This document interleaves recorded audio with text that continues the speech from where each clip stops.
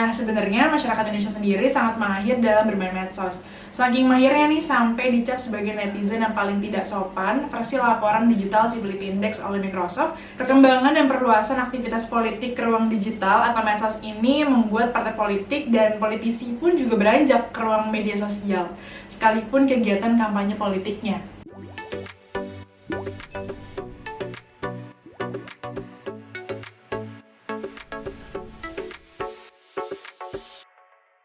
Halo sahabat Indopol, kali ini kita bahas tentang kampanye digital yuk.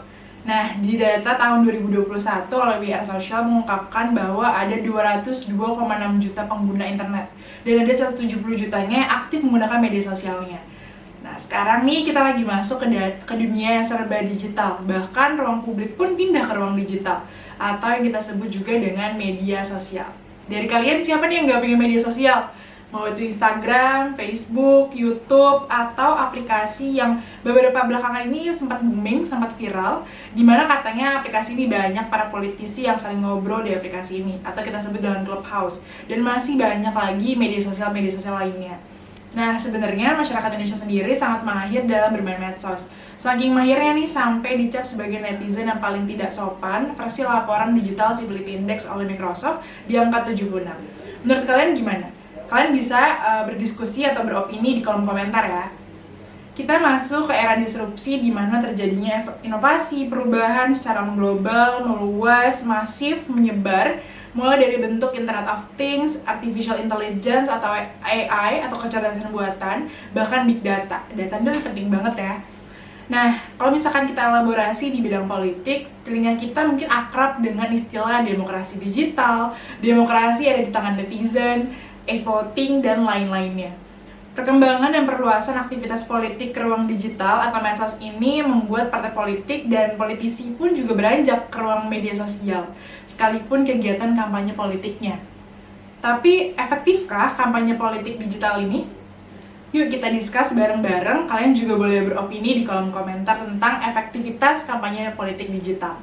Biasanya menjelang pemilu, para kandidat dan partai politik mewarnai jalan-jalan raya atau ruang publik dengan baliho, spanduk, bendera, atau videotron nih misalnya. Namun, penggunaan media luar ruang seperti ini tuh dinilai belum mampu mendongkrak elektabilitas kandidat calon secara signifikan dan juga menghabiskan dana yang tak sedikit. Nah, fenomena ini juga jadi salah satu hal yang melatar belakangi mahalnya ongkos politik di Indonesia. Karena pemenuhan logistik kampanye yang bisa berkisar dari ratusan juta hingga miliaran.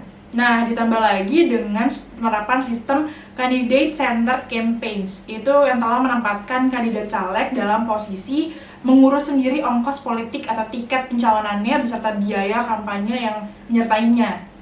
Nah, dengan perkembangan media sosial ini bisa jadi opsi yang menguntungkan untuk kandidat caleg dalam membangun citra dan branding politik kampanyenya, yang bisa juga menjangkau banyak orang nih.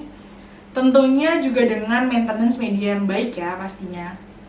Nah, penyebaran berbagai ide termasuk isi kampanye via media sosial berlangsung amat cepat dan hampir tak terbatas. Di Twitter misalnya, hanya dengan nge-tweet, informasi tersebar luas ke seluruh followers, begitu seterusnya dengan cara kerja seperti sistem multi-level marketing gitu.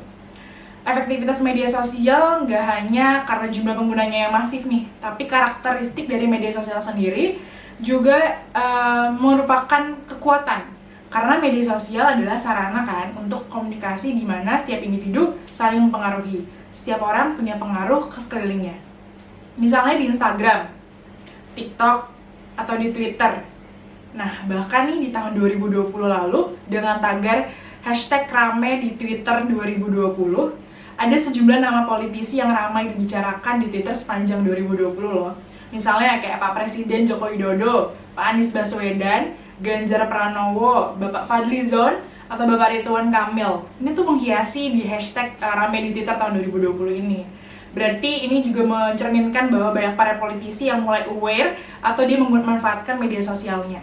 Kampanye menggunakan media sosial dapat dikatakan lebih efektif dibandingkan baliho, spanduk, atau kampanye secara konvensional, membuat setiap orang dapat berpengaruh terhadap orang lain gitu.